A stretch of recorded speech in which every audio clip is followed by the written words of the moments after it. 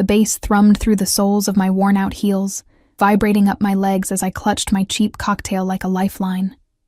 Dim blue lights cast shadows across faces, making strangers into ghosts and memories into nightmares. The ice in my glass clinked softly against the plastic, a pathetic substitute for crystal, much like how I felt. A poor substitute for the woman I once was. 3 months since the divorce, and I still couldn't shake the feeling of being hollow, scraped clean of everything that made me me. That's when I saw him.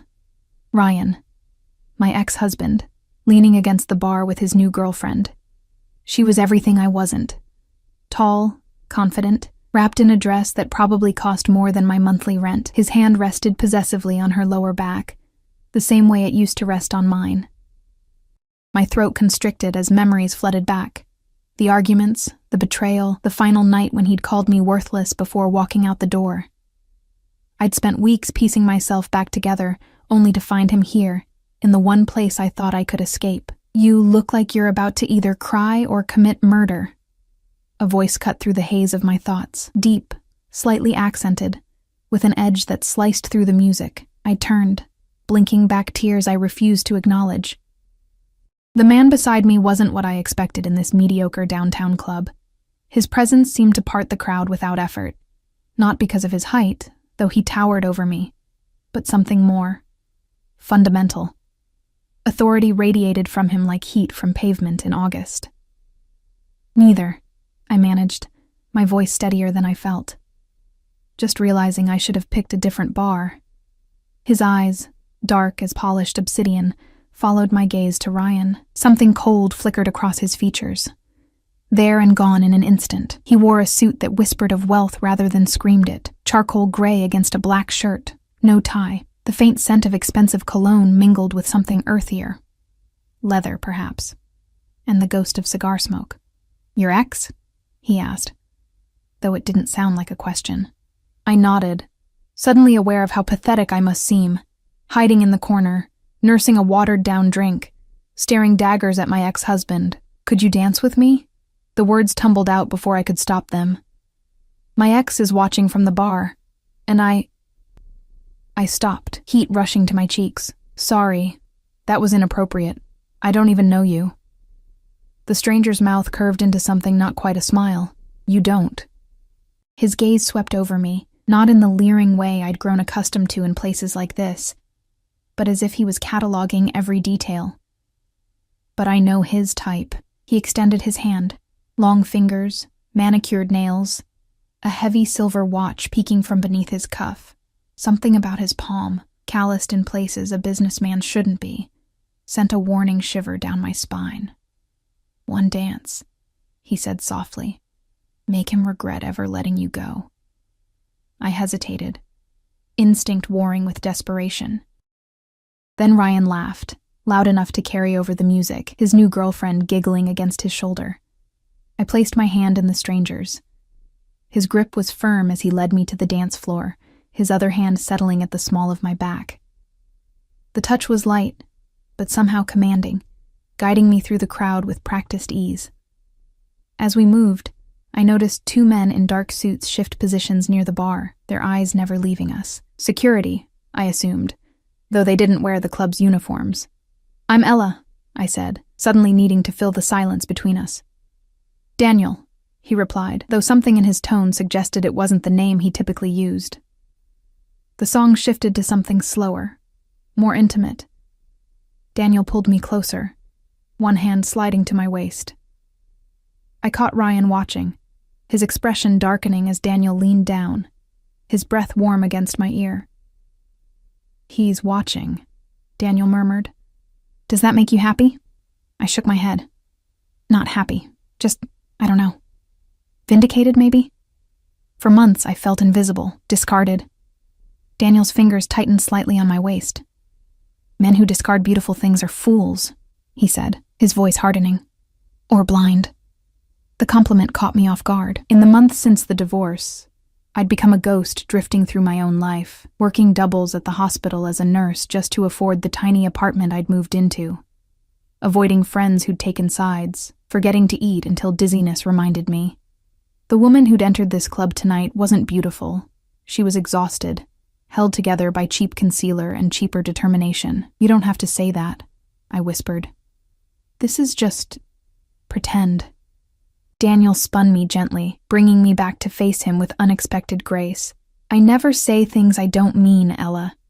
The way he said my name, like he was tasting it, sent a flush of heat through me that had nothing to do with the crowded dance floor. For a moment, I forgot about Ryan, about the divorce, about the mountain of bills waiting at home. There was only the music, the dim lights, and this dangerous-feeling stranger holding me like I was something precious. Then reality crashed back as I caught sight of Ryan moving through the crowd toward us, his face contorted with an emotion I couldn't place. Fear prickled at the base of my spine. "He's coming over," I whispered. Daniel's expression didn't change, but I felt him shift almost imperceptibly, angling his body between me and the approaching threat. "Let him," he said quietly. Perhaps it's time he learned the value of what he discarded. Before I could respond, Ryan was there, alcohol flushing his face. "Ella," he slurred, reaching for my arm. "What the hell? I've been trying to call you for weeks." I stepped back, bumping into Daniel's chest. His hand came to rest protectively on my shoulder. "I changed my number," I said, hating the tremor in my voice.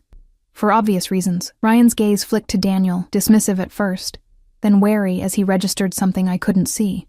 "Who's this?" Didn't take you long to move on. The accusation stung, especially coming from the man who'd been seeing his new girlfriend months before our marriage ended. "That's none of your business anymore," I said. "I think you should leave." Daniel's voice was quiet, but it carried a weight that made the hair on the back of my neck stand up. "The lady doesn't want to speak with you."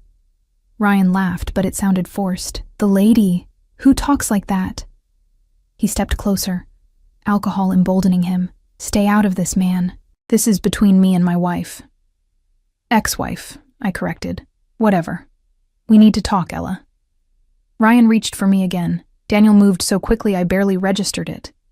One moment Ryan was reaching for my arm, the next he was stepping back, Daniel's hand firmly against his chest. "That's not going to happen," Daniel said, his voice dropping to something that wasn't quite a whisper, but somehow more threatening for its softness. "Now, I suggest you return to your date before you embarrass yourself further." Ryan's face flushed darker, anger replacing indignation. "You don't know who you're messing with," he hissed. Something shifted in Daniel's posture, a subtle change that transformed him from merely intimidating to genuinely dangerous. "No," he replied, "you don't know who you're messing with. Last chance to walk away." I noticed the two men I'd spotted earlier moving through the crowd, their attention fixed on our confrontation. Ryan must have noticed them too, because he backed up a step, his bravado faltering. "This isn't over, Ella," he said, but the threat sounded hollow. "We need to talk about the money. Money." Of course it was about money, the final payment from the sale of our house. Money that was rightfully half mine, but that Ryan had somehow convinced his banker friend to misplace, until I signed away claims to everything else. "There's nothing to talk about," I said, finding strength in Daniel's solid presence beside me. "It's my money. You stole it. End of discussion." Ryan's face twisted with anger. "You ungrateful? Enough!" Daniel didn't raise his voice, but Ryan stopped mid-sentence. "The lady has made her position clear. I won't ask you again to leave." For a tense moment, I thought Ryan might actually throw a punch, but then one of Daniel's men appeared at his side, whispering something in his ear. Daniel nodded almost imperceptibly, and the man melted back into the crowd. Ryan's eyes widened slightly. Whatever bravado the alcohol had given him evaporated as he took another step back. "Whatever. She's not worth the trouble anyway." He turned and pushed his way back through the crowd. I released a breath I hadn't realized I was holding, my knees suddenly weak. Daniel's hand moved to the small of my back, steadying me. "Are you all right?" he asked, genuine concern lacing his voice. I nodded, not trusting myself to speak. The encounter had left me shaking, not just with fear, but with anger. Not worth the trouble. After 6 years of marriage, that's what I amounted to in Ryan's eyes. "Thank you," I finally managed. "I should probably go. This was a mistake."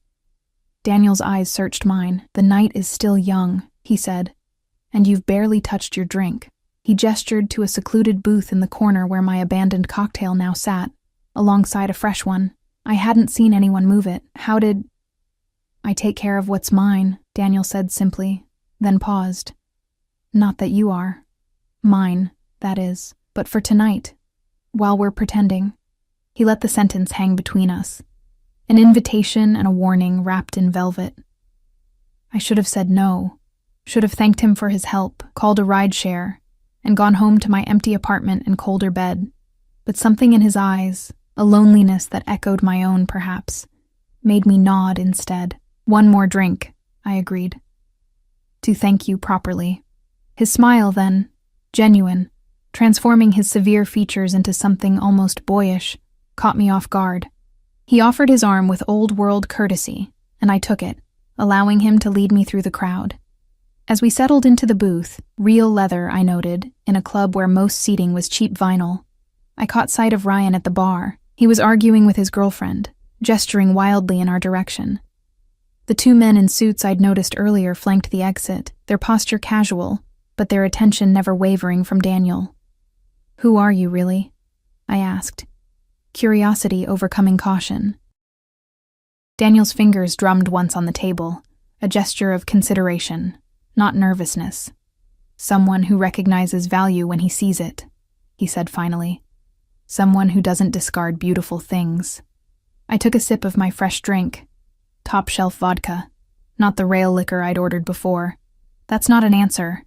It's the only one that matters tonight," he replied. His phone vibrated on the table. He glanced at it, his expression hardening momentarily, before he silenced it without responding.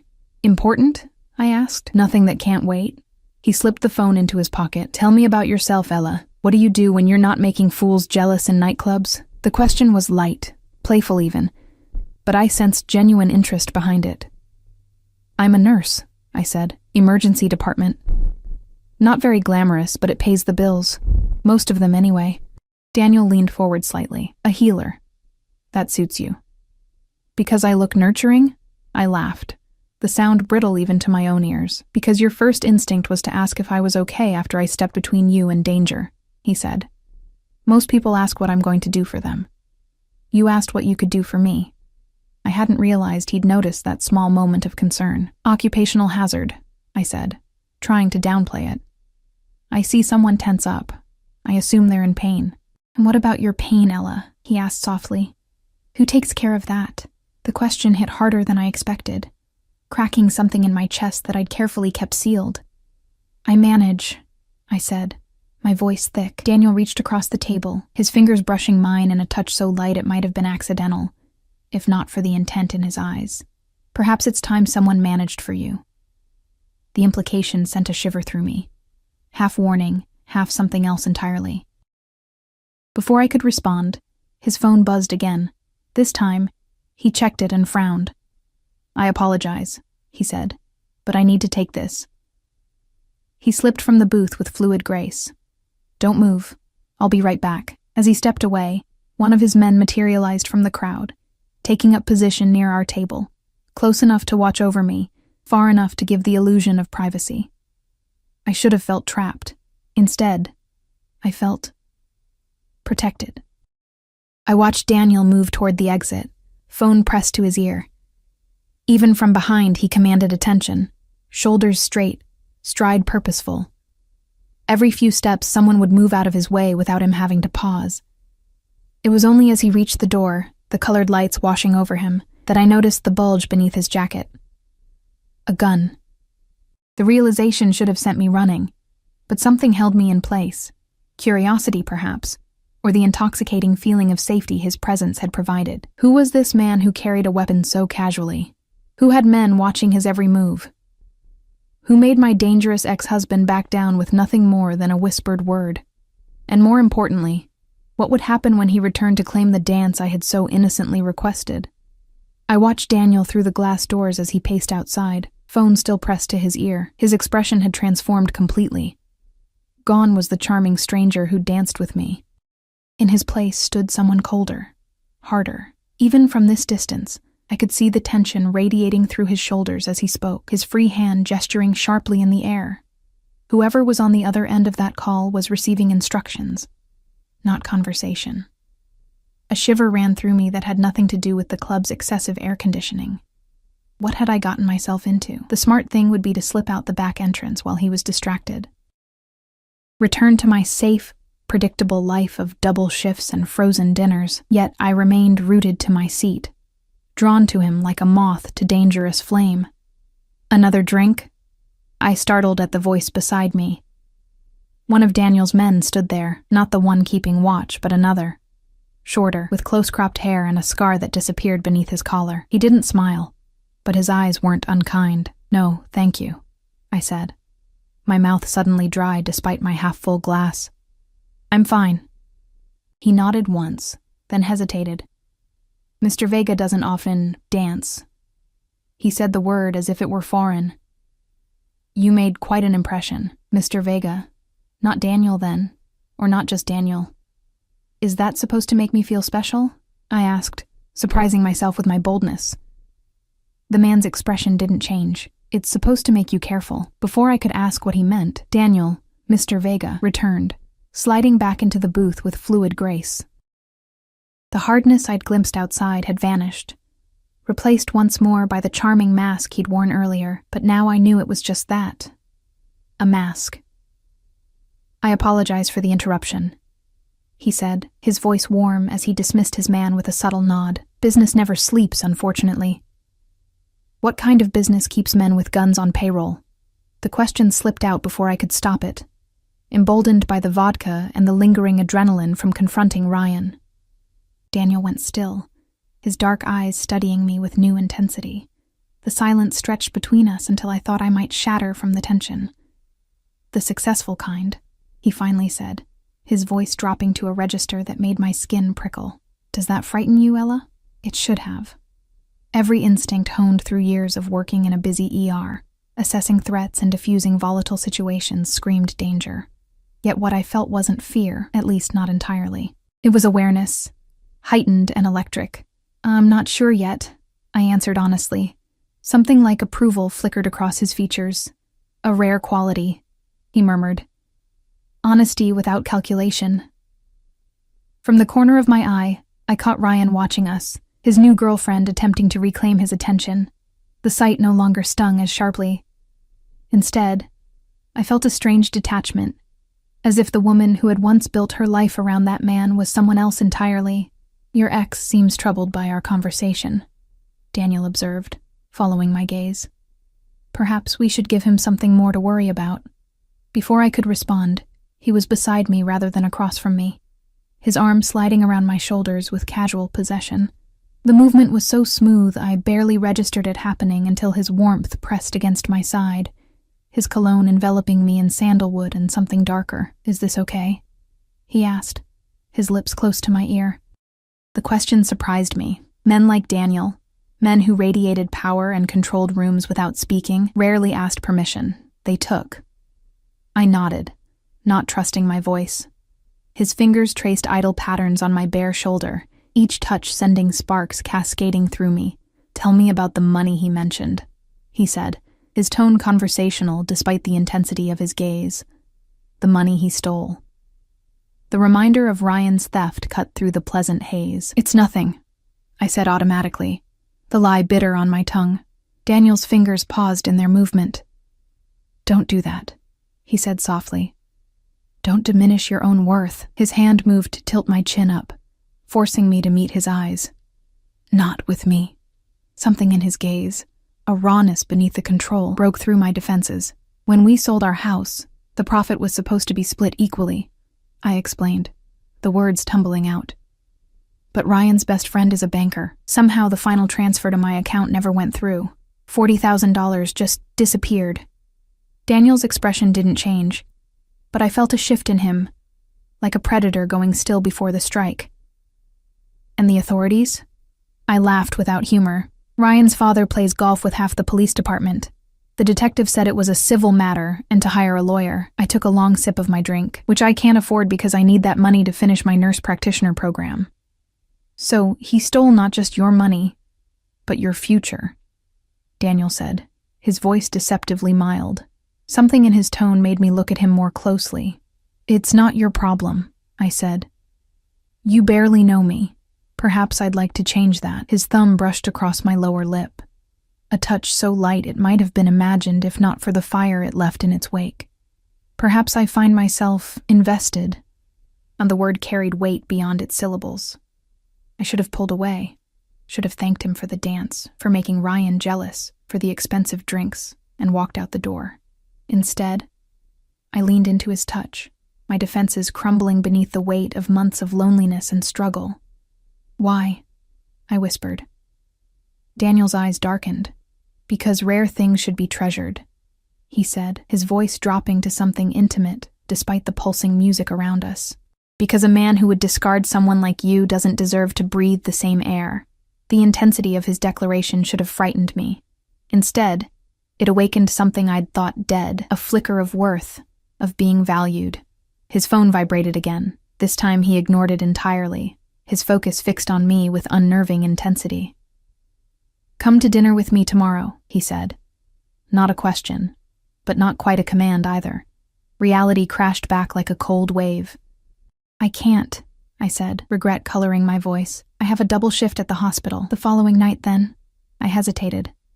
"I don't make a habit of going to dinner with armed strangers." A smile curved his lips, transforming his face into something almost boyish, despite the danger that clung to him like shadow. "Then perhaps we should become better acquainted." He leaned closer, his breath warm against my ear. "Ask me anything, Ella. Tonight I'm an open book." It was a dangerous invitation from a man who was clearly anything but open. Yet I found myself unable to resist. "Those men," I said, nodding toward the one still watching us from a discreet distance. "They work for you?" "They work with me," he corrected. "But yes, they're under my protection." "And what do you protect them from?" His expression shifted, becoming contemplative. "The world is full of predators, Ella. Men who take what isn't theirs." His gaze flickered meaningfully toward Ryan. "I provide balance." It wasn't really an answer, but it told me more than he'd probably intended. "You're not in legal imports, are you?" I asked, the pieces falling into place with alarming clarity. Daniel laughed, the sound genuine and warm. "Not exclusively, no." His fingers resumed their idle patterns on my shoulder. "Does that bother you? The gray areas?" I considered the question honestly. As a nurse, I dealt with ethics daily, the letter of the law versus what was right for my patients. "I think," I said slowly, "that justice and legality aren't always the same thing." Something like surprise flickered across his features, there and gone in an instant. A nuanced perspective. Not what I expected. What did you expect? Judgment. Fear. A hasty departure. His lips quirked. The usual reactions when people begin to see beneath the surface. Before I could respond, movement near the bar caught my attention. Ryan was arguing with his girlfriend, his gestures becoming increasingly animated. As I watched, she grabbed her purse and stormed toward the exit, leaving him alone at the bar. His gaze immediately sought me out, his expression darkening when he found me nestled against Daniel's side. "Your ex appears to be having relationship troubles," Daniel observed, a note of satisfaction in his voice. How unfortunate. I should have felt vindicated. Instead, I felt hollow. "It won't last," I said. "He'll apologize, buy her something expensive with my money, and she'll forgive him. That's his pattern." Daniel's arm tightened around me. "Patterns can be broken," he said, and something in his tone made me shiver, particularly when properly motivated. I pulled back slightly to look at him. "That sounds ominous. Does it?" His expression gave nothing away. "I simply meant that people can change their behavior when faced with consequences." Ryan chose that moment to push away from the bar, weaving slightly as he made his way toward us. The determination in his stride sent a familiar bolt of anxiety through me, my body tensing before my mind could process the threat. Daniel felt the change immediately. "Do you want me to handle this?" he asked, his voice dropping to something dangerous. "No," I said, straightening my spine. "I've spent too long letting other people fight my battles. I slid from the booth, Daniel following with effortless grace. Ryan reached us, alcohol flushing his face. "We need to talk," he slurred, reaching for my arm. I stepped back, avoiding his touch. "We have nothing to discuss." "The money," he insisted. "It's not what you think. There were complications with the transfer." "The only complication is that you stole it," I said, finding strength in Daniel's solid presence beside me. "And now you're going to give it back." Ryan's face contorted with anger. "Or what? You'll sick your new boyfriend on me?" He turned to Daniel, his judgment impaired enough to miss the warning signs that even I could now recognize. The subtle shift in stance, the stillness that preceded action. "Who the hell are you anyway? Someone you don't want to antagonize," Daniel replied, his voice cold enough to freeze the air between them. "Someone who's quickly losing patience with your disrespect." Ryan laughed, the sound ugly. "Disrespect? She's my wife." "Ex-wife," I corrected again, anger replacing fear. "And I'm not your property. I never was." "The lady has made herself clear," Daniel said. "This is your final warning to walk away." Ryan's face flushed darker. "Or what? You'll—" He never finished the sentence. One of Daniel's men appeared at Ryan's side, whispering something in his ear that drained the color from his face. Ryan's eyes widened as he looked at Daniel with new understanding, an unmistakable fear. "Vega," he whispered, the name falling from his lips like a curse. "You're Daniel Vega." The name clearly meant something to Ryan that it hadn't to me. Daniel merely inclined his head slightly, neither confirming nor denying. Ryan backed away, hands raised. "This is just a misunderstanding," he stammered. "No disrespect intended. I didn't know she was with you." "She wasn't," Daniel replied, his voice soft but carrying. "But she is now." The possessive declaration should have angered me. Instead, it sent a thrill of something dangerous and electric down my spine. Ryan continued his retreat, nearly stumbling in his haste to put distance between us. As he disappeared into the crowd, I turned to Daniel. "Who are you?" I asked, the question carrying more weight than before.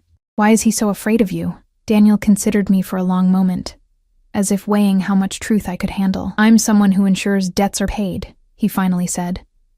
"And your ex-husband has just realized he's significantly overdrawn." The implications of his words sank in slowly, reality rearranging itself around this new information. "You're not just in gray areas of business," I said carefully. "You're a man of influence," he supplied when I trailed off. "In circles most people prefer not to acknowledge. A mafia boss, or something close enough that the distinction didn't matter.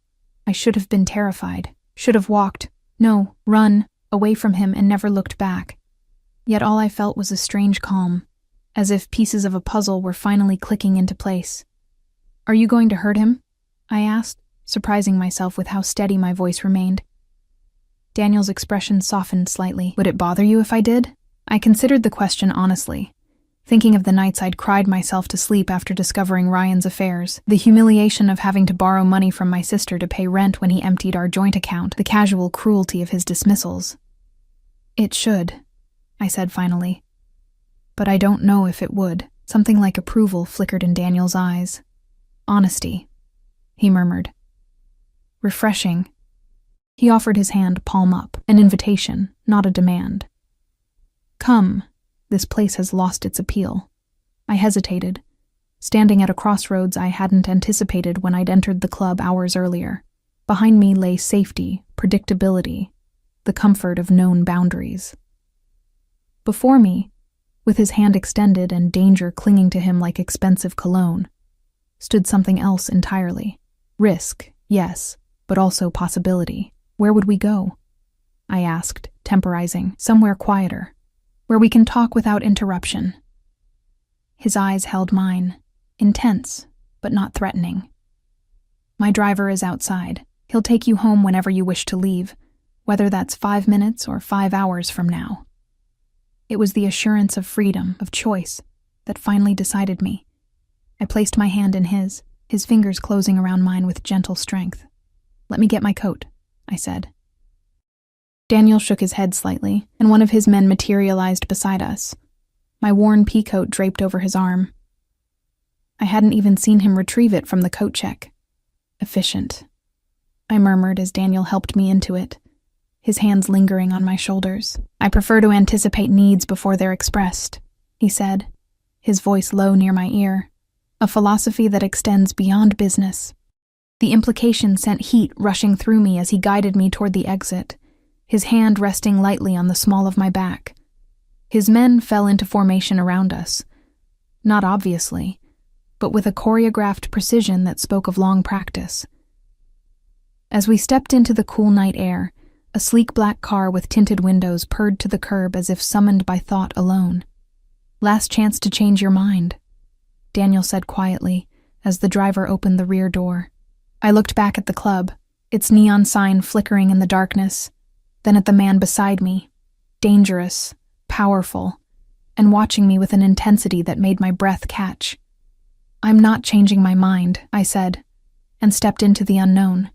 The interior of the car enveloped me in luxurious darkness, butter-soft leather seats, the subtle glow of ambient lighting, and a privacy partition already raised between us and the driver.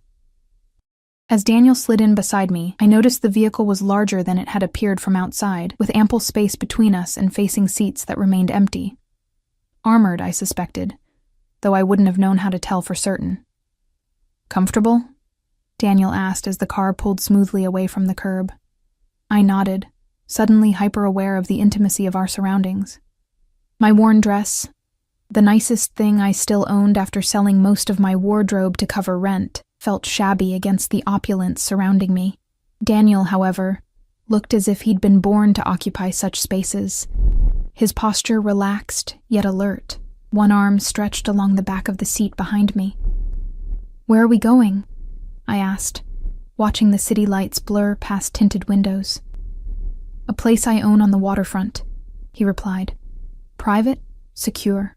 Warning bells should have been clanging in my mind at the thought of going to a strange man's home, especially a man who had all but admitted to criminal connections. Yet the danger that radiated from Daniel didn't feel directed at me. If anything, it felt like a shield, a barrier between me and a world that had shown little mercy these past months.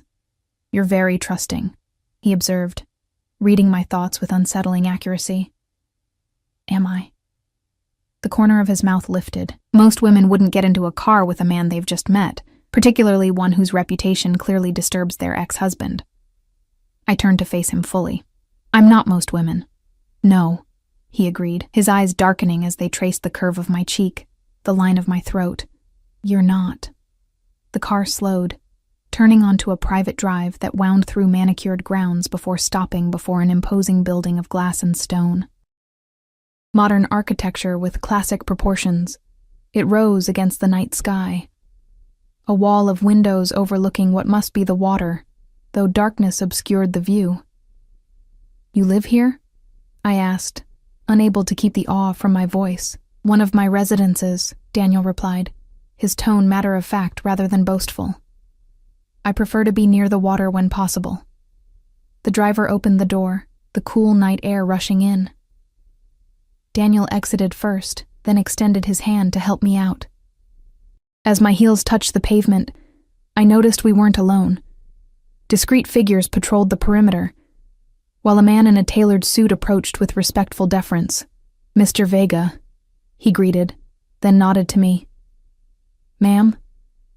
"Anything I should know about Marco?" Daniel asked, his hand settling at the small of my back with casual possession. "Nothing urgent, sir. The situation from earlier has been addressed. Something passed between them, an entire conversation in the space of a glance." Daniel nodded once, dismissing him. "Ensure we're not disturbed unless it's truly necessary." "Of course, sir."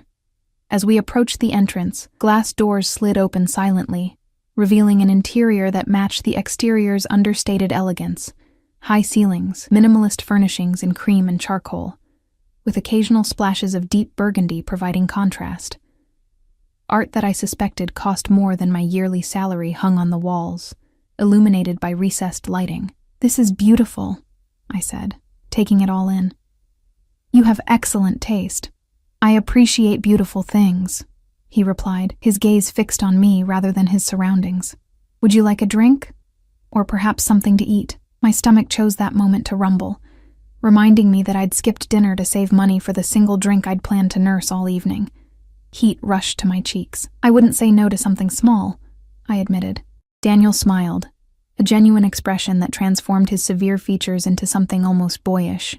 I believe my chef prepared something before retiring for the evening. Let me check. He led me through the main living area toward what appeared to be a kitchen that belonged in a high-end restaurant rather than a private home. Stainless steel appliances gleamed under recessed lighting, and a marble island dominated the center of the space. Daniel moved with comfortable familiarity, opening a massive refrigerator to reveal containers labeled with elegant script. Grilled salmon with roasted vegetables or... He checked another container. Beef tenderloin with truffle mashed potatoes? The casual offer of food that would cost half a day's wages at a restaurant reminded me sharply of the disparity between us. Either is fine, I said, suddenly uncomfortable. Really, just a small plate. Daniel paused, studying me with that penetrating gaze that seemed to see beneath surfaces. You don't need to minimize your needs with me, Ella, he said quietly. Not ever. The statement, delivered with such conviction, cracked something inside me, a wall I'd built around my vulnerabilities after months of having them used as weapons against me. The salmon sounds wonderful, I managed, my voice thicker than I'd intended. He nodded, retrieving the container and transferring its contents to a plate with unexpectedly deft movements. Wine? He asked, opening a temperature-controlled cabinet that contained more bottles than some restaurants I'd visited. Just water, please, I replied. I have an early shift tomorrow. Daniel inclined his head, filling a crystal glass from a filtered tap. As he moved around the kitchen, I noticed how the dangerous edge I'd sensed in him at the club hadn't disappeared. It had merely been channeled into controlled efficiency. Every movement was deliberate, economical, yet somehow graceful. Let's eat in the sitting room, he suggested, arranging the plate and glasses on a silver tray. It's more comfortable. He led me to a space off the main living area, more intimate in scale, with a fireplace that sprang to life at the touch of a button. Floor-to-ceiling windows revealed the view that had been obscured by darkness outside, the city skyline reflected in dark water, lights shimmering like fallen stars. The view is incredible, I said, drawn to the windows as Daniel set the tray on a low table before a plush sofa. It's why I chose this place, he replied, coming to stand beside me. Water is honest in ways people rarely are. It can't help but show you exactly what it is. Peaceful or turbulent, shallow or deep. I turned to find him watching me rather than the view, his expression contemplative. Is honesty important to you? I asked. Critically, he said without hesitation. In my position, lies are costly. I considered this as I moved to the sofa, sitting at one end while Daniel took the other, leaving space between us that somehow felt more intimate than if he'd sat closer. He gestured toward the food. Please, eat. The salmon was perfectly cooked, the flavors delicate and complex. I hadn't realized how hungry I was until the first bite hit my tongue, awakening an appetite I'd been suppressing for too long, both literally and metaphorically. This is amazing, I said after swallowing. Your chef is talented. I'll pass along your compliments, Daniel replied, watching me with something like satisfaction as I took another bite. He takes pride in his work. As I ate, silence settled between us, not uncomfortable but weighted with unspoken questions. Finally, I set down my fork, the plate half empty, but my curiosity no longer containable. Why am I here, Daniel? I asked directly. Why bring a woman you just met to your home? Feed her dinner? Make her ex-husband nearly wet himself with fear? A smile ghosted across his lips at the last part. Perhaps I enjoy your company. There must be dozens of women who would enjoy your company without the complication of angry exes and financial problems. Hundreds, he agreed without false modesty. But they want what I represent, not who I am. And you think I'm different? I challenged. You know nothing about me. I know you're a nurse who works in emergency medicine, he countered. I know you were married for 6 years to a man who betrayed you, divorced you, then stole money that was rightfully yours. I know you live alone in an apartment you can barely afford while working double shifts to make ends meet. I stared at him, shock washing through me. How could you possibly know all that? Daniel's expression remained impassive. Your ex mentioned 6 years when he called you his wife. Your hands, competent, steady, with short nails practical for medical work, suggest healthcare. The way you assessed the room when we entered, cataloging exits and potential threats, speaks to emergency training. The rest... He shrugged one shoulder elegantly. Context and observation. It was both impressive and unnerving to be read so thoroughly by a near stranger. So you've deduced I'm a hard luck case, I said, unable to keep the bitterness from my voice. Is that why I'm here? You feel sorry for me? No. The word was sharp, almost angry. Pity is the last thing I feel for you, Ella. Then what? I pressed. Daniel set his glass down with deliberate care. I recognize something in you, he said finally. Something rare. Strength without hardness, vulnerability without weakness. His eyes met mine, their intensity almost physical. Do you know how unusual that is, to find someone who has been broken but not destroyed? Who remains soft despite having every reason not to be? His words struck with uncanny accuracy, piercing defenses I hadn't realized I still maintained. You can't know that about me from one evening, I whispered, though a part of me wondered if he somehow could. Can't I? He moved closer, the space between us shrinking until I could feel the heat radiating from his body. Tell me I'm wrong. I couldn't. For all his dangerous edges and questionable business, Daniel had seen straight to the core of me with disconcerting clarity. The realization left me feeling exposed, vulnerable in ways that had nothing to do with physical danger. What do you want from me? I asked. My voice barely audible. Daniel's hand rose to my face, his fingers tracing the curve of my cheek with exquisite gentleness. Everything, he said simply. But I'll settle for the chance to know you. Truly know you. The honesty in his voice, raw, almost painful in its intensity, shattered whatever resistance remained. I leaned into his touch, closing my eyes as his palm cupped my face. You don't even know my last name, I murmured. Martinez, he replied without hesitation. Ella Martinez, 32 years old, graduated from St. Catherine's nursing program 5 years ago, currently employed at Mercy General's emergency department, working on a nurse practitioner degree part-time, until your ex-husband's theft forced you to put your education on hold. My eyes flew open, shock jolting through me like ice water. How do you... I told you, Daniel said, his thumb brushing across my lower lip, silencing my question. I protect what interests me. That requires information, fear, and something darker, more primal, twisted through me. You had me investigated. While we were at the club, he didn't deny it. The moment you asked me to dance, I should have been outraged, should have pushed his hand away, demanded he take me home, deleted this entire evening from my memory. Instead, I found myself leaning closer, drawn to the dangerous honesty of this man who operated by rules I barely understood. Most women would run screaming if they heard that, I said. I told you before, he replied, his voice dropping lower as his hand slid to the nape of my neck, fingers tangling in my hair. You're not most women. The tension between us crystallized into something electric, inevitable. Daniel's gaze dropped to my lips, the question in his eyes clear even without words. I answered by closing the distance between us, pressing my mouth to his in a kiss that started gentle but quickly blazed into something hungrier, more demanding. His arms encircled me, pulling me against the solid wall of his chest as he deepened the kiss, his tongue tracing the seam of my lips until they parted.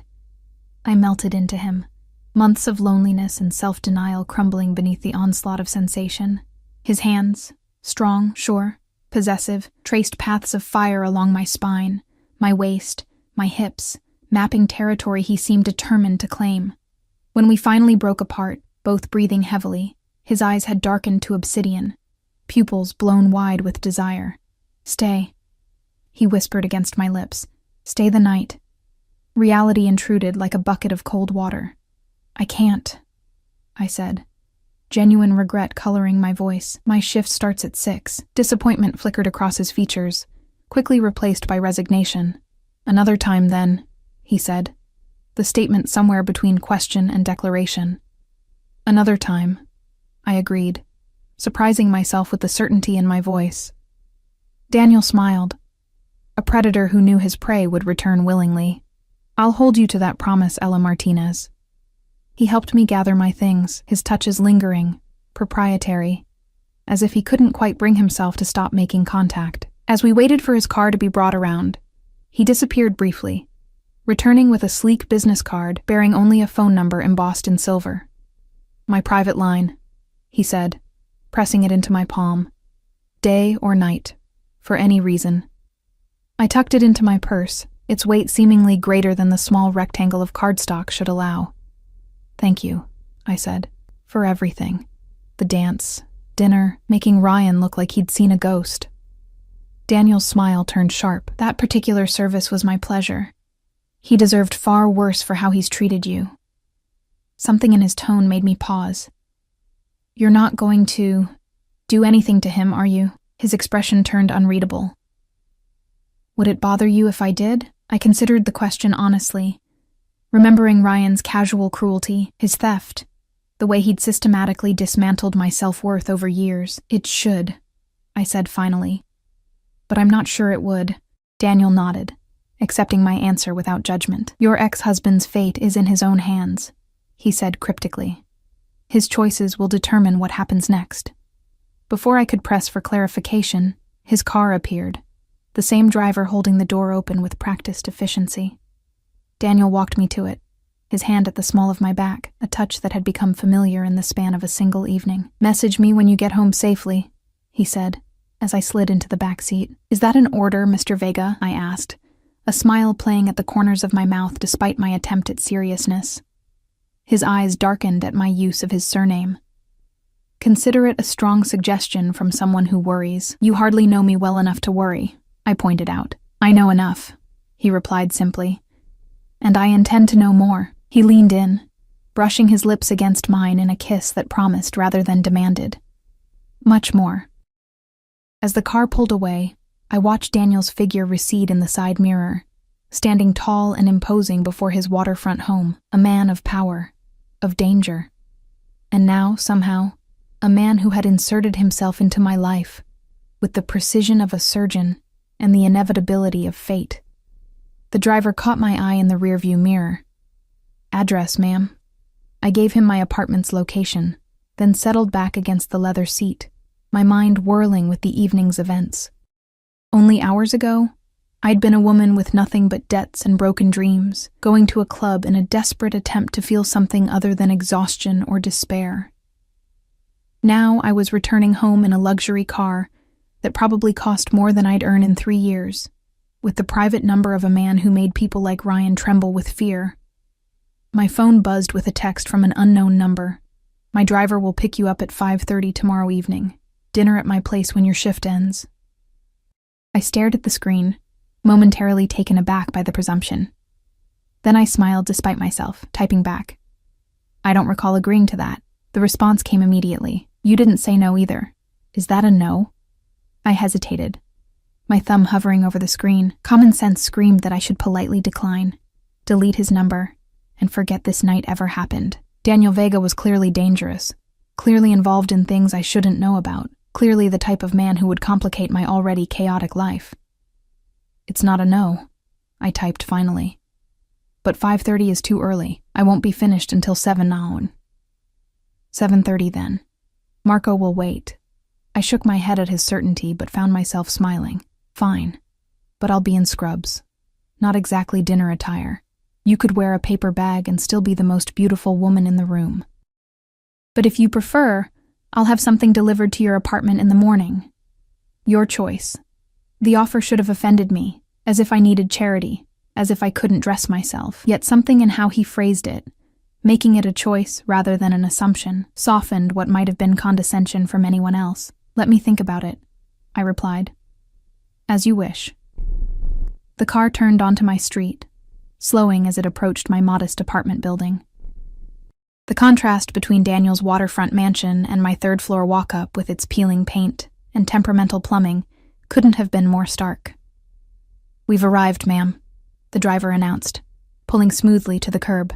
Thank you, I said, gathering my purse. I appreciate the ride. He inclined his head respectfully. Mr. Vega said I'm to wait until you're safely inside your apartment, if you don't mind. Of course he had. That's not necessary, I began, then stopped at the driver's impassive expression. Clearly, Daniel's instructions weren't open to negotiation, but thank you, I amended. As I climbed the stairs to my apartment, exhaustion finally catching up with me, I felt my phone buzz once more. Sweet dreams, Ella Martinez. Tomorrow can't come soon enough, I smiled, tucking the phone away without responding. As I unlocked my door, I glanced back toward the street where Daniel's car remained, a sleek shadow against the night. Only after I'd closed and locked my door behind me did its headlights flare to life, illuminating the empty street before disappearing around the corner. Inside my small apartment, everything looked exactly as I'd left it. Dishes drying in the rack, nursing textbooks stacked on the coffee table, the worn quilt my grandmother had made folded over the back of my secondhand sofa.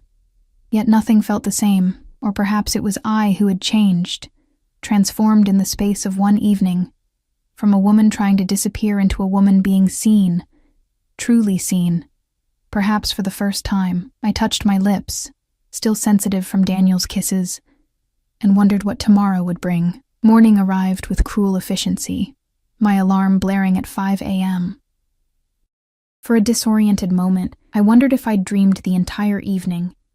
The club, Ryan's confrontation, Daniel's unexpected intervention. Then my phone lit up with a new message, dispelling any notion that last night had been a figment of my imagination. Good morning, Ella. I hope you slept well.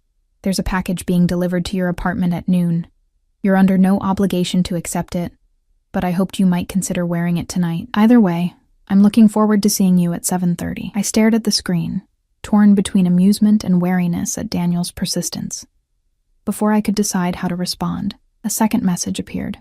Oh, and I've taken the liberty of sending coffee and breakfast to your hospital. It should arrive at the nurse's station by 7. I remember how grueling 12-hour shifts can be without proper fuel. The thoughtfulness of the gesture caught me off guard. Most men I'd known, Ryan included, had treated my career as an inconvenience rather than a calling. They'd complained about my hours, my exhaustion, the way hospital emergencies disrupted carefully made plans. Daniel, a virtual stranger, had somehow intuited what I needed most on a long shift day. Sustenance and caffeine. That's very kind, I typed back, but unnecessary.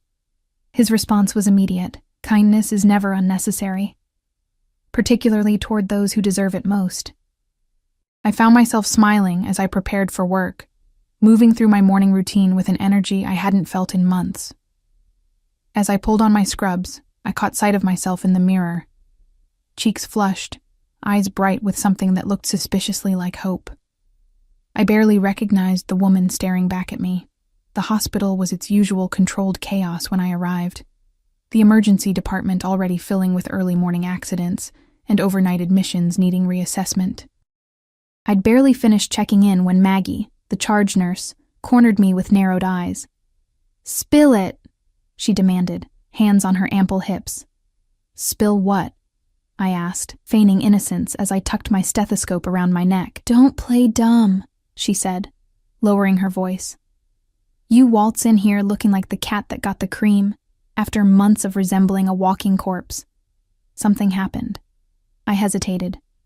Maggie had been my rock through the divorce, covering shifts when I needed to meet with lawyers, bringing homemade casseroles when I forgot to eat, offering her couch when I couldn't bear to be alone.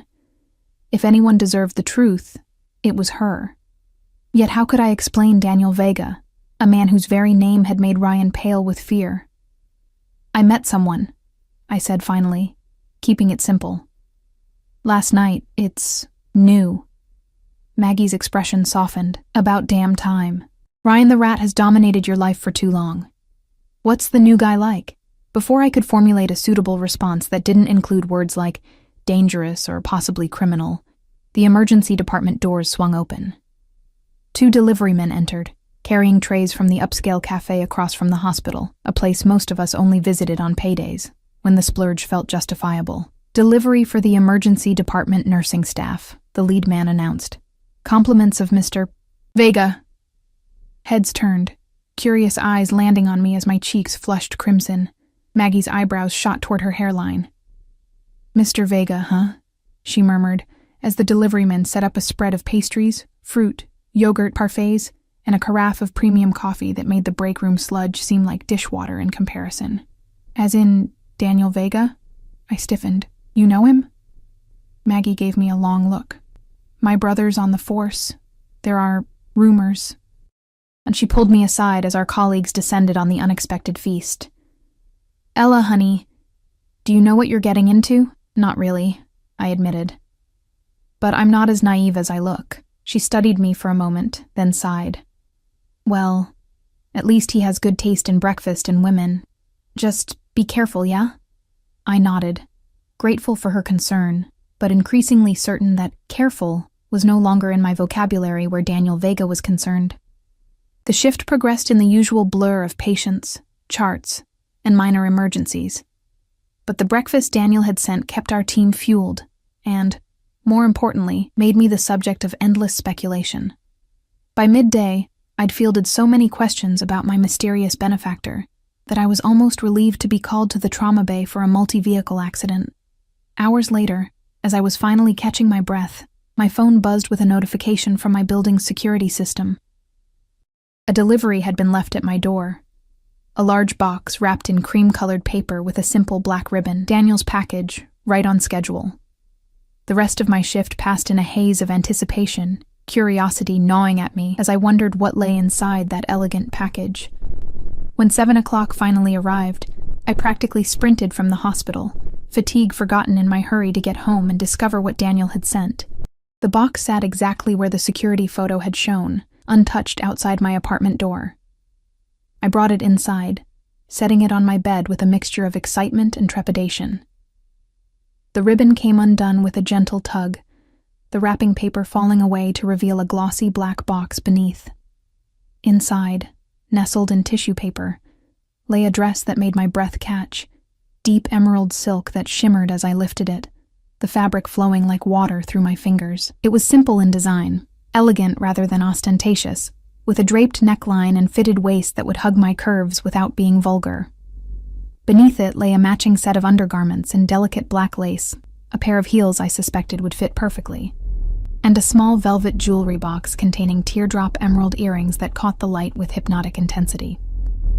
The entire ensemble probably cost more than 3 months of my rent. A card tucked into the corner of the box read simply, "No expectations, only hopes. D." I stood for a long moment, conflicted. Accepting such lavish gifts after one evening together seemed precipitous at best, dangerous at worst, yet the care evident in the selections, the modest yet elegant cut of the dress, the comfortable height of the heels, the subtle rather than flashy jewelry, spoke of consideration rather than presumption. My phone buzzed with a text from Daniel. "The car will arrive in 20 minutes. Should I redirect it? Decision time. I could send the car away, return the untouched gifts tomorrow, retreat to the safety of my predictable life. Or I could step into the unknown, accept the dress and everything it potentially symbolized. No need to redirect," I typed back. "I'll be ready." His response was immediate, as if he'd been waiting with phone in hand. "You've made my evening before it's even begun."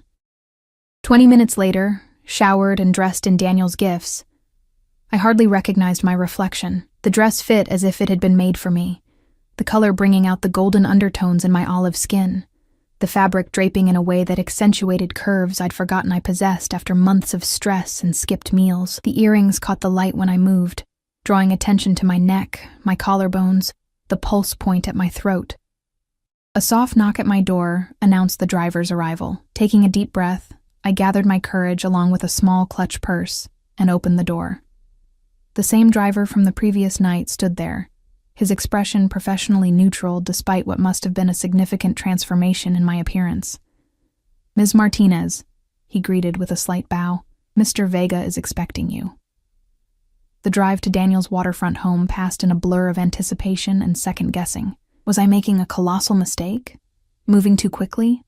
Setting myself up for another heartbreak? Yet beneath the anxiety ran a current of exhilaration I hadn't felt in years, the thrill of being wanted, pursued, valued. The car pulled through the same gates as before, following the curving driveway to the imposing entrance where Daniel waited. Unlike the previous night, he wasn't flanked by security, standing alone in the soft glow of exterior lighting. He wore dark trousers and a charcoal button-down, sleeves rolled to expose strong forearms, the top buttons undone in a way that suggested comfort rather than formality. His eyes widened almost imperceptibly as I emerged from the car. Satisfaction, and something deeper flickering across his features. "Ella," he said simply, the word carrying more weight than seemed possible for 2 syllables. "Daniel," I replied, suddenly shy despite the confidence the dress had given me. "Thank you for the gifts. They're beautiful. They pale in comparison to the woman wearing them." He stepped forward, taking my hand and raising it to his lips in a gesture that should have seemed affected, but somehow didn't. "You look breathtaking." Coming from anyone else, the compliment might have felt like empty flattery. From Daniel, with his intense gaze fixed on me as if memorizing every detail, it felt like a fundamental truth being recognized rather than a pleasantry being offered. "Come," he said, not releasing my hand as he led me inside. "Dinner is almost ready." The interior of his home was different tonight, warmer somehow, with soft music playing and candles flickering on surfaces. He guided me through to a terrace I hadn't seen the previous evening, overlooking the water with the city lights twinkling in the distance. A table had been set for 2, complete with fine china, crystal glasses, and a centerpiece of white roses and greenery that complemented rather than overwhelmed the setting. "This is lovely," I said, genuinely moved by the effort evident in every detail. Daniel pulled out my chair, waiting until I was settled before taking his own seat across from me. "I wanted tonight to be special," he said. "A proper beginning, rather than the chaotic introduction we had yesterday." A beginning. The word held promise, possibility, and no small measure of danger. Before I could respond, a man in chef's whites appeared, serving the first course with professional efficiency before disappearing back into the house. "I hope you don't mind," Daniel said, noting my surprise. "I asked my chef to prepare dinner for us tonight. I wanted to be fully present with you, not distracted by cooking." The meal that followed was exquisite. Course after perfectly executed course, each paired with wines that Daniel described with the knowledge of a connoisseur but without pretension. Throughout, our conversation flowed with surprising ease, moving from my work at the hospital to his childhood in Argentina, from books we'd both enjoyed to music that moved us. He listened when I spoke, not with the feigned interest I'd grown accustomed to from men waiting for their turn to talk, but with genuine engagement, asking questions that showed he valued my thoughts. Conspicuously absent from our discussion were specifics about his current business dealings, the source of his obvious wealth, or the reason Ryan had reacted with such fear upon recognizing him. Daniel neither avoided nor highlighted these omissions, simply steering the conversation toward areas we could share openly. As dessert, a delicate chocolate soufflé that melted on the tongue, was served. Daniel's phone vibrated on the table. He glanced at it, a slight crease appearing between his brows, but made no move to answer. "Important?" I asked, echoing my question from the previous night. "Nothing that can't wait," he replied, silencing the device and returning it to his pocket. "You have my complete attention tonight." The intensity of his focus, unwavering since my arrival, both thrilled and unsettled me. "You're very good at that, you know." "At what?" "Making a person feel like they're the center of the universe," I said. "Is that a natural talent or something you've cultivated?" A smile played at the corners of his mouth. "A bit of both, perhaps, but with you, it requires no effort." He reached across the table, his fingers brushing mine. "You captivate me, Ella Martinez." Heat rushed to my cheeks at the simple contact and the sincerity in his voice. "I'm just a nurse with too much student debt and an apartment I can barely afford," I said, attempting lightness. "Hardly captivating material." Daniel's expression turned serious. "Don't do that," he said quietly. "Don't diminish yourself, not with me." The gentle reprimand struck a chord, reminding me of how thoroughly I'd internalized Ryan's dismissals, his subtle devaluations, until I'd begun to echo them myself. "Sorry," I murmured. "Old habit. One I'd like to help you break," Daniel said, his fingers now entwining with mine. "You deserve to be valued, Ella. To be treasured." The words hung between us, weighted with meaning beyond their surface. I wondered suddenly what Daniel saw in me that I couldn't see in myself, what value this powerful, dangerous man found in a woman who had been so thoroughly discarded. "Why me?" I asked, the question that had lingered since our first encounter finally finding voice. "You could have anyone. Why choose someone with so much baggage?" Daniel considered the question, his thumb tracing patterns on my palm that sent shivers up my arm. "Everyone has baggage," he said finally. "The difference is in how they carry it." His eyes met mine, dark and intent. "You carry yours with grace, with resilience. It hasn't hardened you or made you cruel. That's rare. Precious." Before I could respond, his phone vibrated again, more insistently this time. A flash of irritation crossed his features as he checked the screen. "I apologize," he said. "It appears this actually can't wait." He stood, bringing my hand to his lips once more. "I'll be just a moment." As Daniel stepped inside to take the call, I found myself alone on the terrace, the city lights shimmering on the water below. The evening had been perfect, too perfect perhaps. The beautiful dress, the exquisite meal, the attentive conversation, all of it felt like a dream from which I would inevitably awaken. A movement in the shadows at the edge of the terrace caught my eye, one of Daniel's security men, I assumed, maintaining a discreet perimeter. The reminder of the world Daniel inhabited, so different from my own, sent a chill through me despite the warm evening air. Daniel returned minutes later, his expression carefully controlled, but tension evident in the set of his shoulders. "I'm sorry for the interruption," he said, resuming his seat across from me. "Business rarely respects personal time." "Is everything okay?" I asked. He smiled, though it didn't quite reach his eyes. "Nothing for you to worry about." He refilled my wine glass. "Now, where were we? Ah, yes. I believe I was telling you how remarkable you are, and you were trying very hard not to believe me." I laughed despite myself, the tension broken. "I wouldn't say trying very hard, maybe mildly skeptical." "Then I'll simply have to be more convincing," he replied, his smile turning genuine once more. "I have all the time in the world to make you see yourself as I see you." The promise in his words, of time, of patience, of a future, both thrilled and terrified me. "Daniel," I began, needing to address the elephant in the room. "I barely know you, and what I do know is complicated. Ask me," he said simply. "Whatever you want to know. I won't promise to answer everything, but I will promise never to lie to you." I took a deep breath, gathering my courage. "What do you do, exactly? What made Ryan look at you like he'd seen a ghost?" Daniel didn't flinch from the directness of my question. "I operate businesses that exist in the spaces between legal and illegal," he said carefully. "Import and export, primarily, but with diversified interests. As for your ex-husband's reaction..." He paused, considering his words.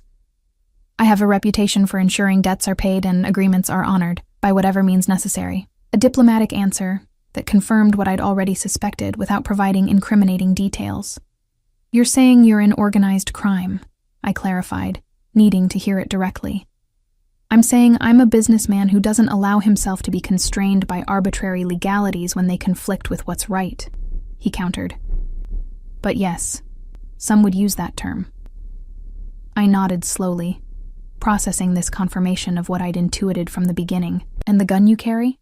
The men who watch your every move? That's all part of being a businessman?"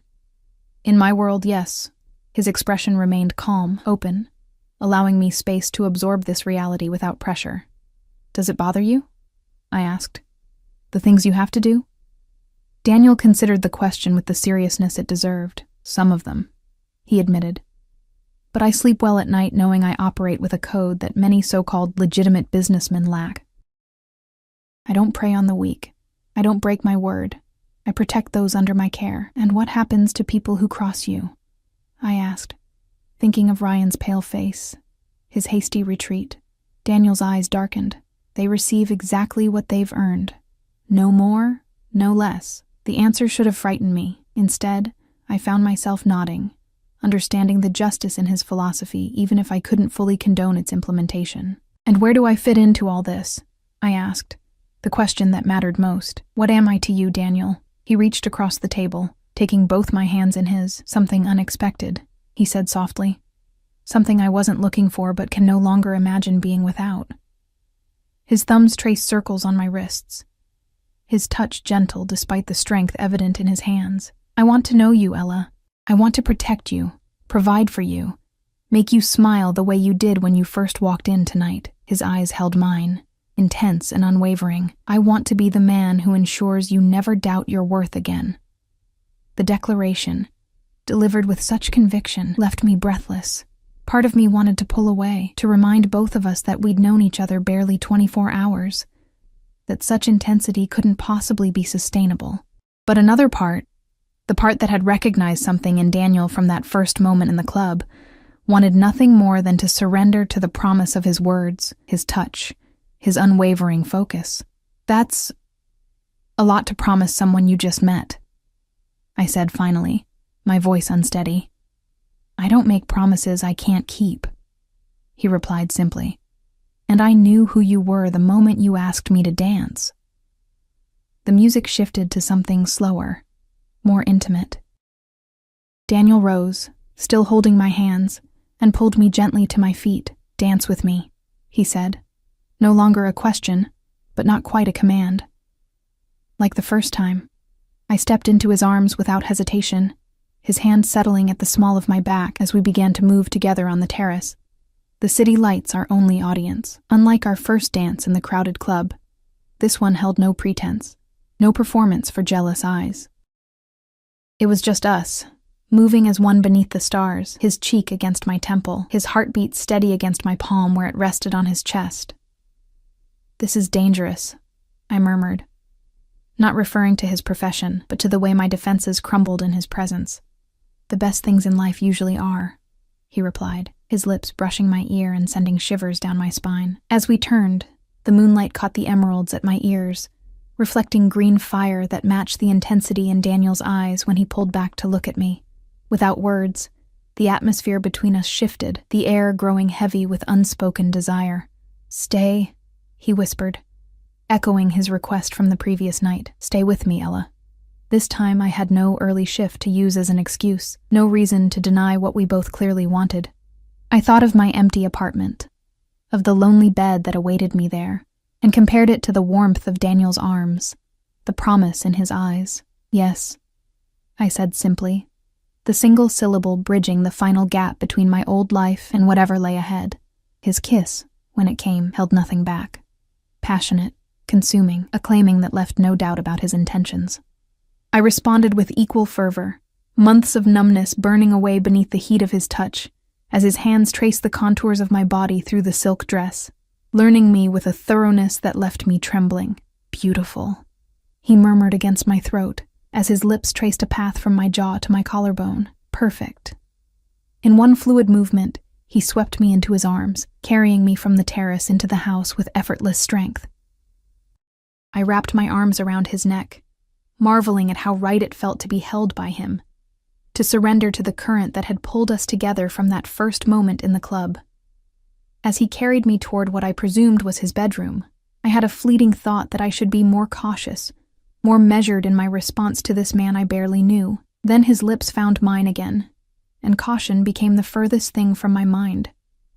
Whatever tomorrow might bring, tonight I would be his, and he would be mine. Morning light filtered through unfamiliar curtains, gently pulling me from the deepest sleep I'd experienced in months.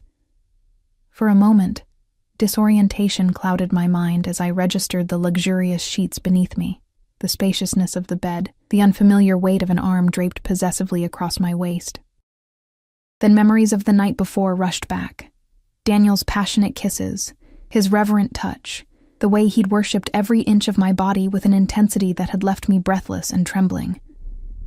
I turned carefully to face him, not wanting to wake him, but unable to resist studying his features in repose.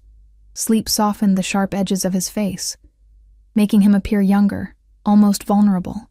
His dark lashes rested against high cheekbones, his lips, which had traced fire across my skin for hours, now relaxed in the hint of a smile. A scar I hadn't noticed before curved along his hairline, the silvery mark a reminder of whatever violent past had shaped him into the man who now held me.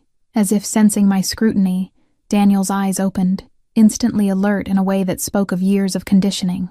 The wariness in his gaze lasted only a fraction of a second before recognition warmed his expression.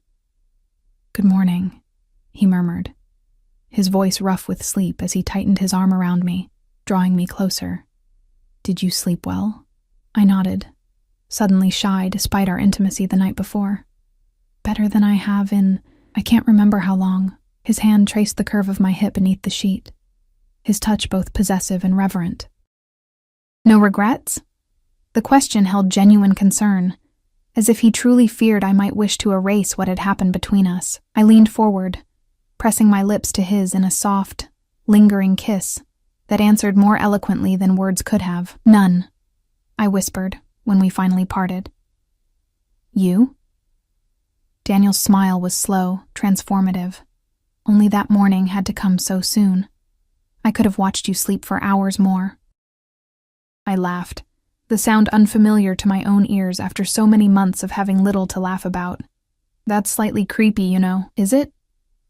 He shifted, rolling me beneath him with effortless strength, his weight braced on his forearms to avoid crushing me. I prefer to think of it as appreciative. Whatever response I might have made was lost, as his lips claimed mine once more, morning breath forgotten in the heat that instantly rekindled between us. His hands, so careful and controlled the night before, now moved with increased urgency, as if he couldn't get enough of me. I responded in kind, my fingers tracing the muscled planes of his back, learning the geography of scars that told stories he had yet to share. Later, sated and breathless, I lay with my head on his chest, listening to the steady rhythm of his heart as his fingers combed lazily through my tangled hair. "I should go," I said reluctantly. "I have errands to run before my shift tomorrow." Daniel's arm tightened around me. "Stay," he murmured against my temple. "I'll have anything you need delivered. Whatever errands you have can be handled by my people." The offer was tempting, to remain cocooned in his luxury, his protection, letting the outside world fade into insignificance. Yet something in me resisted the easy surrender. "I need to maintain my own life," I said carefully. "At least for now. This is all happening so fast, Daniel." He was silent for a long moment, his fingers continuing their gentle path through my hair. "You're right," he finally conceded, though I could hear the reluctance in his voice. "I don't want to overwhelm you, but at least let me send you home in style." I know you don't need it," he interrupted, propping himself up to look down at me, his eyes intense. "But it would make me happy to do this for you. Please, Ella, let me take care of you in the ways I can." Put that way, as something for him rather than charity for me, I found myself nodding.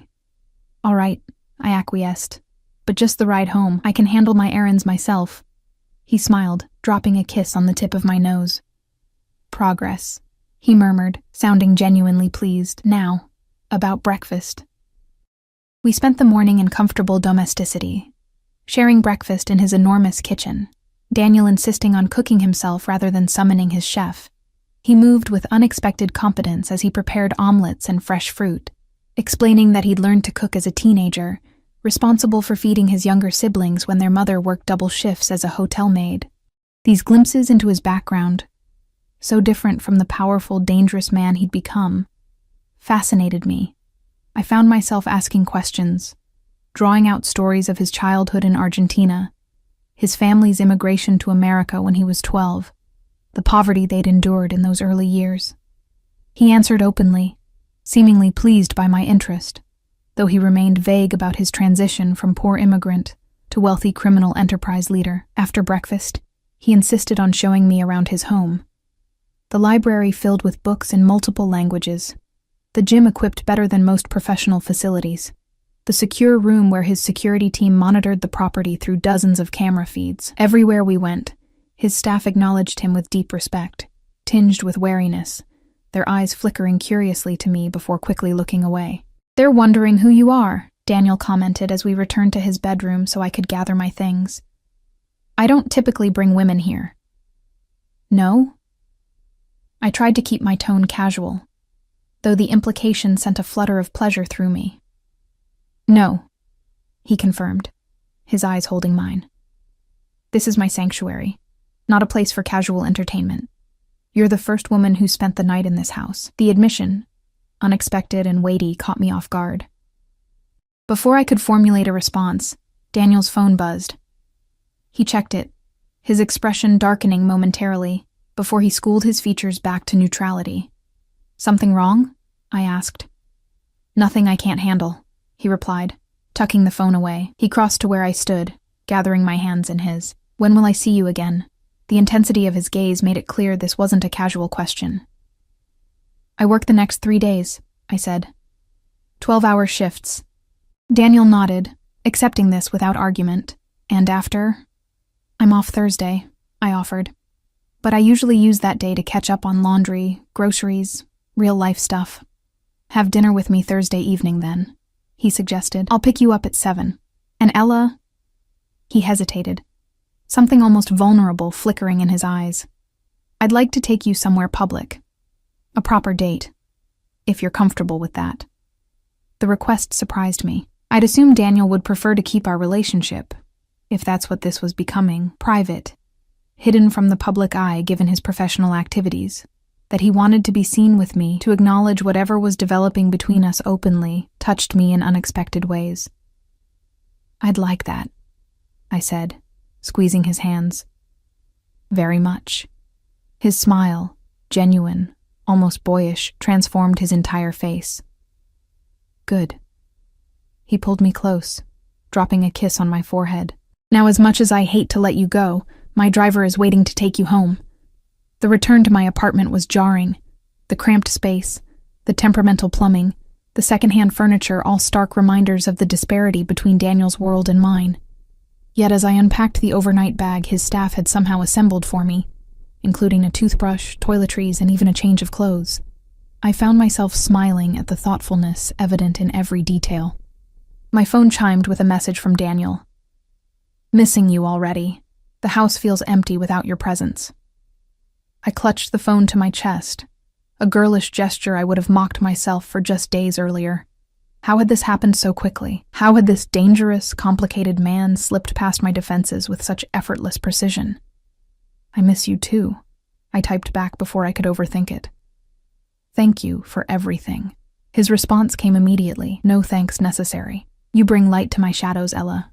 Rest well tonight." The next 3 days passed in a blur of hospital shifts, text messages from Daniel, and unexpected deliveries, lunch for my entire department one day, a basket of my favorite snacks. How had he learned those? The next, and finally, an elegant leather-bound planner with my shifts already marked, delivered with a note reading simply, "To help me count the hours until I see you next." Each gesture should have felt excessive, even smothering. Yet Daniel balanced attentiveness with respect for my independence, never demanding responses when I was working, never questioning my schedule or commitments. His care manifested not in control, but in consideration, in the consistent message that I mattered, that my comfort and happiness were priorities to him.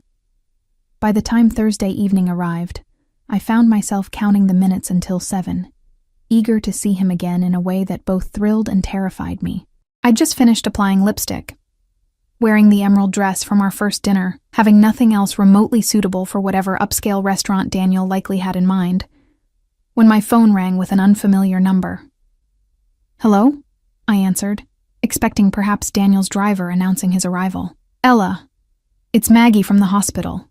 My colleague's voice was tight with tension. "I hate to do this, but we've got a multi-car pileup coming in, at least 8 critical patients. We're activating disaster protocol and calling in all available staff." My heart sank, disappointment warring with professional duty.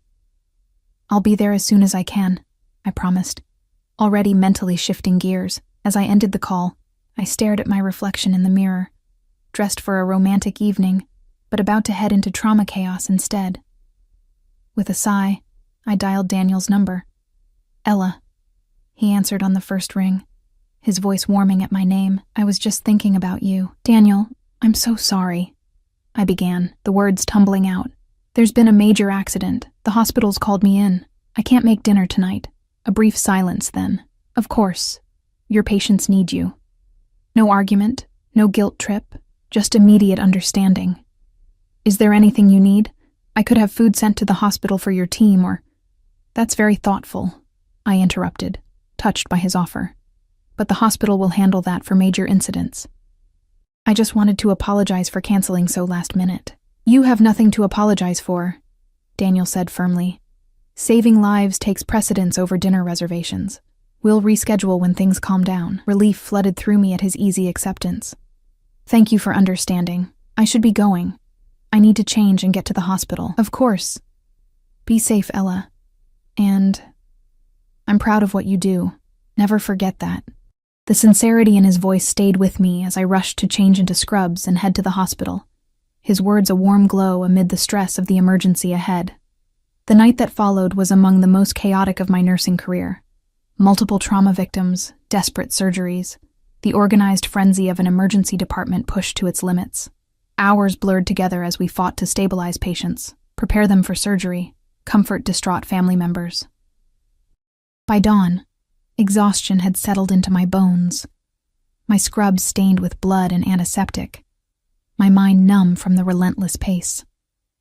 As my shift finally ended, I stumbled toward the staff lounge, intent only on collecting my things and finding my way home to collapse into bed. I pushed open the door to find Maggie speaking with a familiar figure.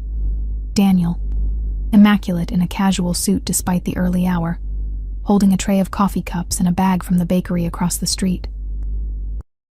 Daniel? I stopped short, certain my exhausted mind was playing tricks on me. What are you doing here? He turned, relief evident in his face as he took in my disheveled appearance. Ella, he said simply, crossing to me with quick strides. Are you all right? I'm fine, I assured him, acutely aware of my appearance, hair escaping its ponytail, dark circles under my eyes, the general disarray of 16 hours in trauma. Just tired. But what are you doing here? It's 6 a.m. Daniel's hand rose to my cheek, his touch gentle as he tucked a stray strand of hair behind my ear. I couldn't sit at home knowing you were dealing with this, he said quietly. I brought breakfast for your team and a ride home for you if you'd like it. The thoughtfulness of the gesture brought unexpected tears to my eyes, fatigue lowering my emotional defenses. Maggie cleared her throat behind us, reminding me we weren't alone. I'll just distribute these to the team, she said tactfully, taking the coffee tray from Daniel. Thank you, Mr. Vega. It's very appreciated after the night we've had. As she left, giving us privacy, Daniel drew me into his arms, uncaring about the stains on my scrubs or my general dishevelment. You look exhausted, he murmured against my hair. Let me take you home. I nodded against his chest, too tired to argue, too touched by his presence to question it. How did you know I'd be finishing now? I asked as he guided me toward the exit, his arm supportive around my waist. I called the emergency department every few hours, he admitted. Your colleague, Maggie, eventually took pity on me and told me when your shift would end. The image of Daniel Vega, dangerous, powerful man that he was, repeatedly calling a hospital emergency department to check on a nurse he'd known barely a week, struck me as both absurd and incredibly endearing. You didn't have to do that, I said as we reached his car, the driver opening the door for us with practiced efficiency. I know, Daniel replied, helping me inside before sliding in beside me. I wanted to. The drive to my apartment passed in comfortable silence, Daniel's arm around me as I leaned against his shoulder, fatigue finally claiming me. I must have dozed off, because the next thing I knew, he was gently shaking me awake as the car stopped outside my building. We're here, he said softly. Let me help you up. Too exhausted to protest, I let him guide me to my apartment, fumbling for my keys only to have him gently take them from my trembling hands. Once inside, he led me straight to my bedroom, helping me sit on the edge of the bed. You need rest, he said, kneeling to remove my shoes. Is there anything you need first? Food? A shower? I shook my head, beyond words in my exhaustion. Daniel nodded, understanding, helping me lie down before pulling the covers over me. "Sleep," he murmured, pressing a kiss to my forehead. "I'll check on you later." I caught his hand as he turned to leave. "Stay," I whispered, the word an echo of his own request days earlier. "Just to sleep. I don't want to be alone right now." Something softened in his expression as he nodded, removing his jacket and shoes before stretching out beside me on the narrow bed that seemed laughably inadequate after the expanse of his own. He gathered me against his chest, one arm wrapping protectively around me as if to shield me from the horrors I'd witnessed during my shift. "I've got you," he murmured. His voice, the last thing I heard before sleep, claimed me completely. When I woke hours later, the afternoon sun filtering through my blinds, I found the bed empty beside me but could hear movement in my small kitchen. Following the sounds, I discovered Daniel at my stove, cooking what smelled like tomato sauce, my tiny kitchen transformed by bags of groceries on the counter and a vase of fresh flowers on my rickety table. "You're still here," I said, surprised and touched that he hadn't left while I slept. He turned, his expression brightening at the sight of me. "Of course. You asked me to stay." He gestured toward the stove. "I'm making pasta. You need to eat something substantial after your shift." The domesticity of the scene, this dangerous man cooking in my humble kitchen, grocery shopping for me while I slept, struck me with its incongruity. Yet somehow, it felt right, as if the universe had finally aligned in ways I couldn't have anticipated but desperately needed. "Thank you," I said simply, the words inadequate for the emotion swelling in my chest. Daniel set down his cooking spoon, crossing to where I stood to take my face gently between his hands. "You don't need to thank me for basic consideration, Ella," he said, his eyes searching mine. "This is what people do when they care about each other." "Is that what we're doing?" I asked softly. "Caring about each other?" His expression turned serious, almost solemn. "I think you know it's more than that, at least for me." The admission hung between us, weighty with implication despite its brevity.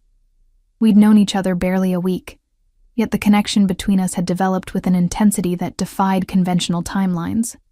I should have been frightened by it, should have backed away from the precipice before us. Instead, I found myself stepping closer to the edge. "For me too," I whispered, admitting what I'd been trying to deny even to myself. "It's more for me too." Daniel's eyes darkened at my words, his thumbs tracing gentle paths along my cheekbones. "I know this is fast," he said, his voice low and intense. "I know my life is complicated, dangerous in ways yours shouldn't be. I know you have every reason to walk away from this, from me, before you get in any deeper. But," I prompted, hearing the unspoken word in his pause. "But I don't want you to," he finished, raw honesty in every syllable. "I want you in my life, Ella, not as a temporary diversion, not as an accessory, as an essential part of who I am becoming with you."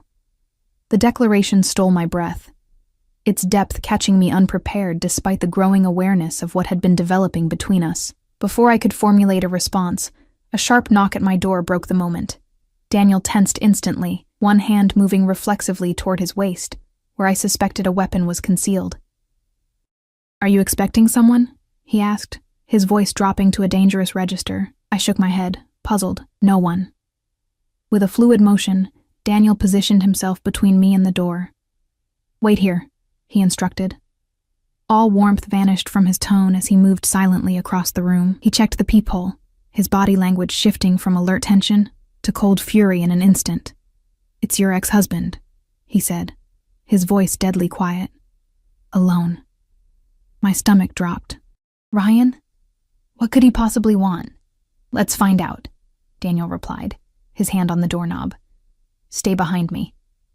Before I could protest, he opened the door to reveal Ryan standing in the hallway, hand raised to knock again. My ex-husband's expression shifted from determination to shock to fear in rapid succession as he registered Daniel's presence in my apartment. "Vivega," he stammered, taking an instinctive step backward. I was just..." "You were just what?" Daniel asked, his voice deceptively soft. "Dropping by uninvited to harass Ella after stealing $40,000 from her? Is that what you were just doing?" Ryan's face paled to an unhealthy gray. "I can explain," he said, his eyes darting between Daniel's imposing figure and me, partially visible behind him. "Ella, please, just give me 5 minutes. It's important. Despite everything, the theft, the lies, the casual cruelty of our divorce, some part of me still responded to the desperation in his voice. 5 minutes, I agreed, stepping around Daniel despite his subtle gesture of protest. That's all." Daniel's expression darkened, but he stepped aside, allowing Ryan to enter while maintaining a position between us. 5 minutes, he echoed, the warning in his tone unmistakable. Ryan entered cautiously, his normally confident posture diminished by Daniel's presence. He carried a briefcase, clutching it like a shield before him. "What do you want, Ryan?" I asked, crossing my arms protectively across my chest. He swallowed visibly, glancing at Daniel before focusing on me. "I brought this," he said, setting the briefcase on my small coffee table and opening it to reveal neatly stacked bundles of cash, $40,000, all of it, what I took from the house sale.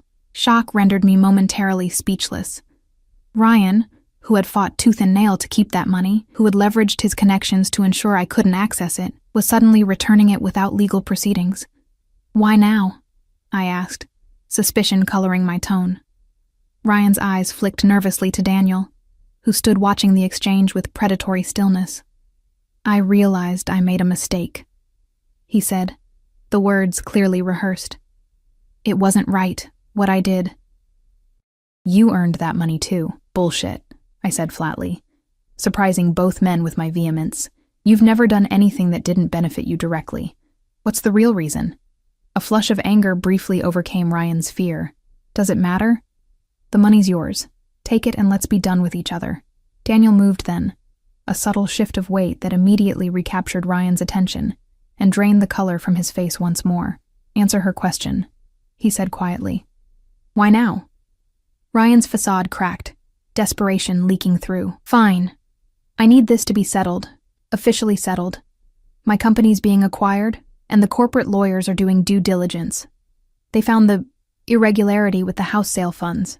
He ran a hand through his hair, a nervous gesture I remembered from our marriage.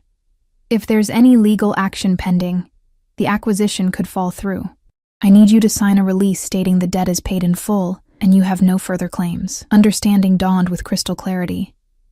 Ryan wasn't returning the money out of guilt or a sudden attack of conscience. He was protecting himself, his career advancement, his financial future, just as he always had. "You haven't changed at all," I said, a strange calm settling over me as the last vestiges of attachment to this man finally dissolved.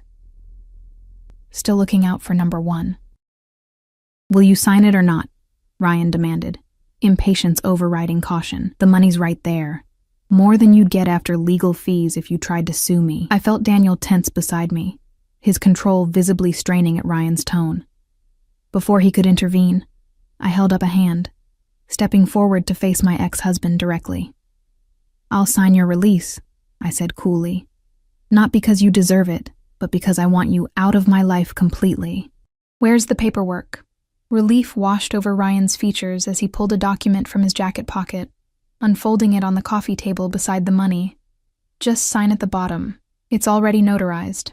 I skimmed the document, a standard legal release, absolving Ryan of any further financial obligations related to our marriage and divorce. As I reached for a pen, Daniel's hand closed gently around my wrist. "Let me read it first," he said, his tone making it clear this wasn't a request. Ryan started to protest but fell silent at Daniel's look. I nodded, allowing Daniel to take the document, watching as he read it with the careful attention of someone accustomed to contractual language and its potential pitfalls. "It's straightforward," he finally confirmed, returning it to the table. "But I suggest one amendment." He took the pen, adding a line at the bottom before signing as a witness. "There. Now it states that this release is contingent upon the funds clearing the bank, not just being delivered today." Ryan's jaw tightened, but he nodded stiffly. "Fine. Whatever."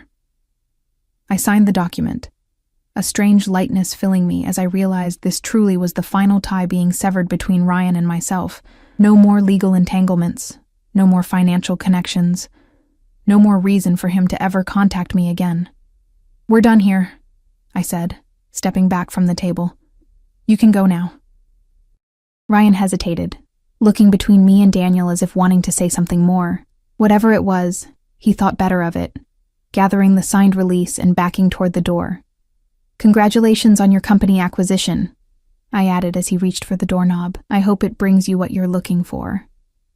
A flash of something, regret, acknowledgement, crossed his features before the mask of indifference returned. Without another word, he left, the door closing with a decisive click behind him. I turned to the briefcase still open on my coffee table, the reality of what had just occurred finally sinking in. $40,000, my nurse practitioner tuition, a down payment on a real home, financial security I hadn't dared hope for. All returned because Ryan feared whatever consequences Daniel might bring more than he valued the money itself. "You did this," I said, turning to Daniel. "Somehow you made him return the money." Daniel's expression gave nothing away. "I merely had a conversation with him about consequences and priorities," he said mildly. "The decision to return what he stole was entirely his." I stepped closer, searching his face. "What did you do? Did you threaten him?" "Would it matter if I did?" he countered, his eyes holding mine. "The money was rightfully yours. He stole it. Now it's been returned. Justice has been served." The simplicity of his perspective, right and wrong, justice and retribution, struck me with its clarity. In Daniel's world, Ryan's theft wasn't a civil matter to be dragged through courts at enormous expense and time. It was a wrong to be righted, swiftly and definitively. "Thank you," I said finally, deciding the method mattered less than the outcome in this case. "You've given me back my future." Daniel's expression softened as he reached for me, drawing me into his arms. "No, Ella," he murmured against my hair. "You've given me mine." The weeks that followed transformed my life in ways I couldn't have imagined that fateful night at the club. With the returned money, I re-enrolled in my nurse practitioner program, reducing my hospital hours to focus on my education. Daniel supported my decision completely, never pressuring me to reduce my workload further or become dependent on his considerable resources. Our relationship deepened with a natural momentum that defied its rapid beginning. Daniel introduced me to his world gradually, first to his inner circle, the men and women who formed the core of his organization, then to the legitimate business owners who relied on his protection and patronage. I met his younger sister, the only family member he maintained close contact with, and was relieved when she welcomed me with genuine warmth. In turn, I introduced him to the few friends who had stood by me through my divorce: Maggie from the hospital, my sister Clara, my former nursing instructor who had become a mentor and confidant. Their initial wariness of Daniel's reputation quickly gave way to acceptance as they witnessed the care with which he treated me, the respect he showed for my independence, the subtle ways he ensured my happiness without smothering my growth. 6 months after our first meeting, Daniel asked me to move in with him. I hesitated, not from doubt about our relationship, but from concern about losing myself in his world, his wealth, his power. "I need to maintain my own identity," I explained as we discussed it on his terrace, the same spot where we'd first crossed a line from attraction to intimacy. "I don't want to wake up one day and realize I'm just an appendage to your life." Rather than being offended, Daniel listened with typical intensity before making an unexpected proposal. "What if we found a new place together?" he suggested. "Not my current house, not your apartment. Something we choose together, design together. A fresh start for both of us." The solution was so perfect in its simplicity that I agreed immediately. We found a property, smaller than his current home but infinitely larger than my apartment, with the water view he loved and the proximity to the hospital I needed. As we worked with architects and designers, blending our tastes and preferences into a shared vision, I marveled at how seamlessly our lives had intertwined despite our different backgrounds. A year to the day after I'd asked a dangerous stranger to dance because my ex was watching, Daniel took me back to the club where we'd met. The place had been closed for the evening, bought out, I suspected, though Daniel never confirmed this, and transformed with soft lighting and flowers that matched the emerald dress I still kept as a reminder of our beginning. In the center of the dance floor, Daniel dropped to one knee, offering not just a ring, but a promise. Of protection without possession. Of partnership without dominance. Of a future where neither of us would have to face life's challenges alone. "You asked me to dance to make another man jealous," he said, his voice thick with emotion I rarely saw him display in public. "I danced with you and found the missing piece of myself. Marry me, Ella. Be my partner in all things." The ring he offered gleamed in the dim light, an emerald surrounded by diamonds, echoing the earrings he'd given me that first night, symbolizing the beginning of a journey I'd never anticipated, but now couldn't imagine living without. "Yes," I said simply, holding out my trembling hand. "Yes to everything." As he slid the ring onto my finger, then rose to pull me into a kiss that sealed our promise, I realized that sometimes the most dangerous decisions, dancing with a stranger, falling for a man whose world was so different from mine, surrendering to a connection that defied conventional timelines, led to the greatest rewards. The future wouldn't be without challenges. Daniel's business, though increasingly legitimate as he transitioned certain operations toward conventional enterprises, would always carry risks. My career would demand time and energy that might otherwise go to our relationship. We would navigate these complexities together. Neither of us perfect, but both committed to protecting what we'd found in each other. That night, as we danced alone in the place where our story began, I rested my head against the chest of the man who had seen me, truly seen me, when I'd been invisible even to myself. "Could you dance with me?" I whispered, echoing my first words to him. "My ex is watching from the bar." Daniel laughed, the sound vibrating through his chest against my cheek. "He'd be a fool to show his face anywhere near you again," he replied, his arms tightening possessively around me. "But I'll dance with you forever, regardless of who's watching." As the music surrounded us, moving together in perfect synchrony, I closed my eyes and surrendered to the certainty that some dangers were worth embracing, especially when they came disguised as a dance with a stranger who would become the love of my life.